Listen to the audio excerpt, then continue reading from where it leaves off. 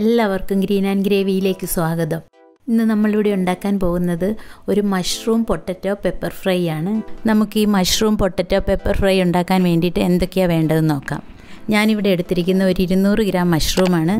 അതിൻ്റെ കൂടെ medium size ഒരു ഉരുളക്കിഴങ്ങ്, മീഡിയം സൈസ് 2 സബോള, ഒരു തക്കാളി, പിന്നെ ഒരു പകുതി ക്യാപ്സിക്കം, 2 ടേബിൾ സ്പൂൺ വെളിച്ചെണ്ണ, മല്ലിപ്പൊടി 1 ടേബിൾ സ്പൂൺ, പിന്നെ ചുവന്ന മുളക് പൊടി 1 ടീസ്പൂൺ, മഞ്ഞൾപ്പൊടി 2 ടീസ്പൂൺ, കുരുമുളക് മുഴുവനേ ഉള്ളത് 1 ടേബിൾ സ്പൂൺ, പെരിഞ്ജീരകം 1/2 ടേബിൾ സ്പൂൺ, ഇഞ്ചി വെളുത്തുള്ളി പേസ്റ്റ് 1 ടേബിൾ സ്പൂൺ, പച്ചമുളക് 2 എണ്ണം, പിന്നെ കറിവേപ്പില നമ്മുടെ ആവശ്യത്തിന്, ഉപ്പും അതുപോലെ തന്നെ നമ്മുടെ ആവശ്യത്തിന്. പിന്നെ തക്കാളി ഞാനവിടെ ഇൻഗ്രീഡിയൻസിൽ കാണിക്കാൻ വിട്ടുപോയിട്ടുണ്ട്.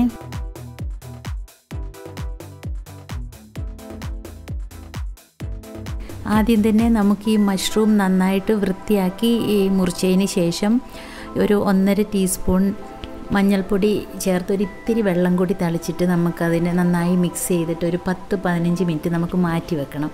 അതെന്തിനാണെന്ന് വെച്ച് കഴിഞ്ഞാൽ ഈ മഷ്റൂമിൽ എന്തെങ്കിലും വിഷാംശമോ അങ്ങനെ എന്തെങ്കിലുമൊക്കെ ഉണ്ടെങ്കിൽ അത് പോവാൻ വേണ്ടിയിട്ടാണ്. മഞ്ഞൾ നല്ലതാണല്ലോ, നമ്മൾ ഈ കടയിൽ നിന്നൊക്കെ വാങ്ങുന്ന മഷ്റൂമല്ലേ, അതുകൊണ്ട്.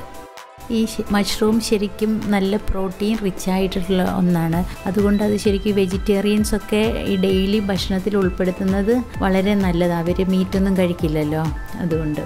സാധാരണ ഏത് പച്ചക്കറിയിലുള്ളതിനേക്കാളും പ്രോട്ടീനും ഫൈബർ കണ്ടൻറ്റും മഷ്റൂമിൽ കൂടുതലുണ്ട്. അതുകൊണ്ട് അത് വെജിറ്റേറിയൻസ് മാത്രമല്ല, മറ്റേ ഡയബറ്റിക്കും BP യും കൊളസ്ട്രോളും ഒക്കെയുള്ള ആൾക്കാർക്കും ഒരു നമുക്ക് പേടിക്കാതെ ഡെയിലി കഴിക്കാൻ പറ്റുന്ന ഒന്നായി മഷ്റൂമേ.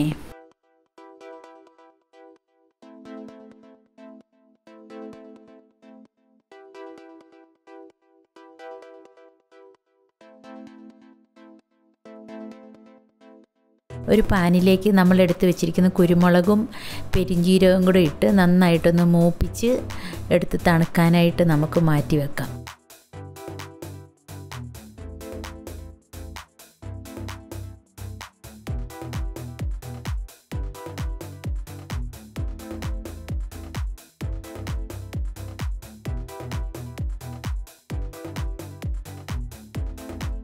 വേറൊരു പാൻ അടുപ്പത്ത് വെച്ച് നമ്മളെടുത്ത് വെച്ചിരിക്കുന്ന 2 ടേബിൾ സ്പൂൺ വെളിച്ചെണ്ണ ഒഴിച്ച് ചൂടായി വരുമ്പോഴത്തേക്കും അതിലേക്ക് ഇഞ്ചി വെളുത്തുള്ളി പേസ്റ്റ് ചേർത്ത് നന്നായിട്ടൊന്ന് വഴറ്റി കൊടുക്കാം.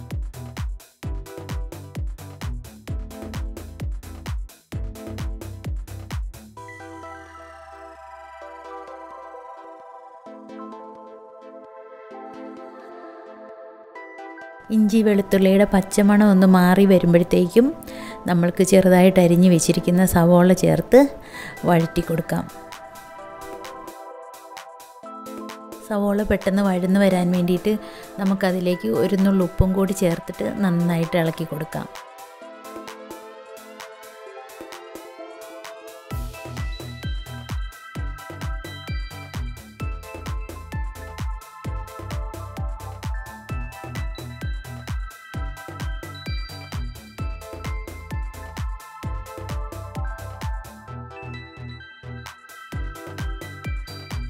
സവോള ഒരുവിധം മൂത്ത് വന്ന് കഴിയുമ്പോഴത്തേക്കും നമ്മൾ ചെറുതായിട്ട് അരിഞ്ഞ് വെച്ചിരിക്കുന്ന ഉരുളക്കിഴങ്ങും ചേർത്ത് നന്നായിട്ട് മിക്സ് ചെയ്ത് കൊടുക്കണം.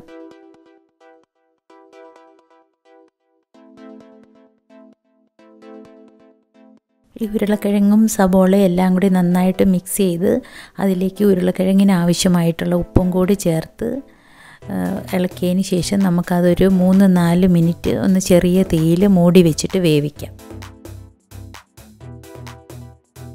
ഒരു 4 മിനിറ്റിന് ശേഷം നമ്മളൊന്ന് നോക്കിയാൽ മതി. ആ ഉരുളക്കിഴങ്ങിൻ്റെ സൈഡൊക്കെ ഒരു ലൈറ്റ് ബ്രൗൺ കളറാകുന്ന പോലെ ആ ഒരു പാകത്തിന് നമുക്കത് ഒന്ന് ഫ്രൈ ചെയ്ത് കൊടുക്കണം, സവോളയും ഉരുളക്കിഴങ്ങും എല്ലാം കൂടി. അന്നേരമാണ് അതിന് നല്ല ടേസ്റ്റ് ഉണ്ടാവുന്നത്. ഇനി ഇതിലേക്ക് നമുക്ക് നമ്മളെടുത്ത് വെച്ചിരിക്കുന്ന മല്ലിപ്പൊടിയും മുളക് പൊടിയും മഞ്ഞൾപ്പൊടിയും ചേർത്ത് നന്നായിട്ടൊന്ന് മിക്സ് ചെയ്ത് കൊടുക്കുക. ഒരു 2 മിനിറ്റ് ആ പൊടികളുടെ ഒരു പച്ചമണം മാറുന്നിടം വരെ മിക്സ് ചെയ്ത് കൊടുക്കണം.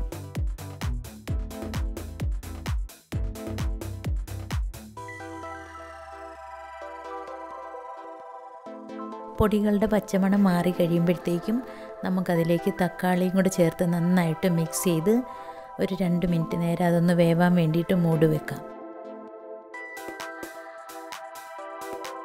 നമ്മുടെ തക്കാളിയൊക്കെ വഴന്ന് നല്ല സോഫ്റ്റായി വന്നു കഴിയുമ്പോഴത്തേക്കും നമുക്കതിലേക്ക് മഷ്റൂമും അതിന് ആവശ്യത്തിന് ഉപ്പും കൂടി ചേർത്ത് നന്നായിട്ട് മിക്സ് ചെയ്ത് കൊടുക്കാം. ആദ്യം നമ്മളത് മൂടി വെക്കണ്ട. അതെന്താണെന്ന് വെച്ച് കഴിഞ്ഞാൽ ആ മഷ്റൂമിലെ വെള്ളമൊക്കെ ഒന്ന് ഇറങ്ങി വരുമല്ലോ, അതുകൊണ്ട് അത് തുറന്ന് വെച്ച് തന്നെ ഒരു 2 മിനിറ്റ് വേവിക്കാം. ഈ മഷ്റൂം അവിടെ വേവുന്ന നേരത്ത് നമ്മൾ നേരത്തെ അവിടെ വറുത്ത് വെച്ചിരുന്നല്ലോ കുരുമുളകും പെരിഞ്ചീരകമൊക്കെ കൂടെ, അത് നമുക്ക് മിക്സിയുടെ ജാറിലിട്ട് ഒന്ന് നന്നായിട്ട് പൊടിച്ചെടുക്കണം. ഇനി നമുക്കിതിലേക്ക് നമ്മൾ നേരത്തെ എടുത്ത് വെച്ചിരിക്കുന്ന പച്ചമുളകും ക്യാപ്സിക്കവും ചേർത്ത് നന്നായിട്ടൊന്ന് മിക്സ് ചെയ്ത് കൊടുക്കാം.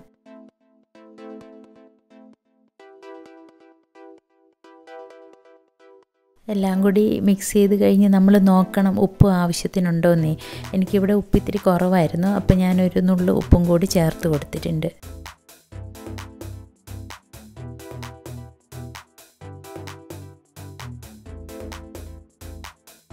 ഒരു 3-4 മിനിറ്റ് നമ്മൾ നന്നായിട്ടൊന്ന് മിക്സ് ചെയ്ത് കൊടുത്ത് കഴിയുമ്പോഴത്തേക്കും അതിനകത്ത് വെള്ളമൊക്കെ ഒന്ന് വറ്റി വരുമല്ലോ.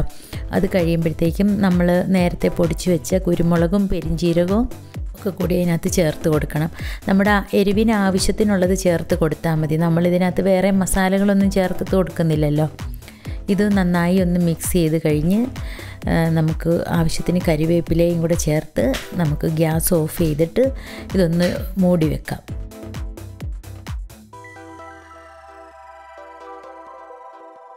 നമ്മുടെ നല്ല ടേസ്റ്റി ആയിട്ടുള്ള മഷ്റൂം പൊട്ടറ്റോ പെപ്പർ ഫ്രൈ ഇവിടെ റെഡി ആയിട്ടുണ്ട്. ചപ്പാത്തിയുടെയും ചോറിൻ്റെയും ഒക്കെ കൂടെ കൂട്ടി കഴിക്കാൻ പറ്റിയ നല്ലൊരു ഡിഷാണിത്.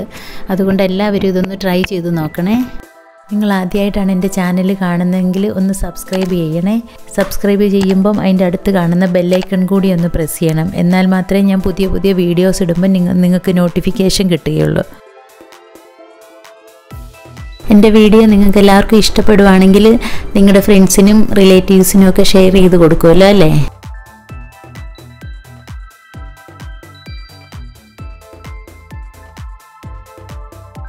നമുക്ക് മറ്റൊരു ഡിഷുമായിട്ട് വീണ്ടും കാണാം.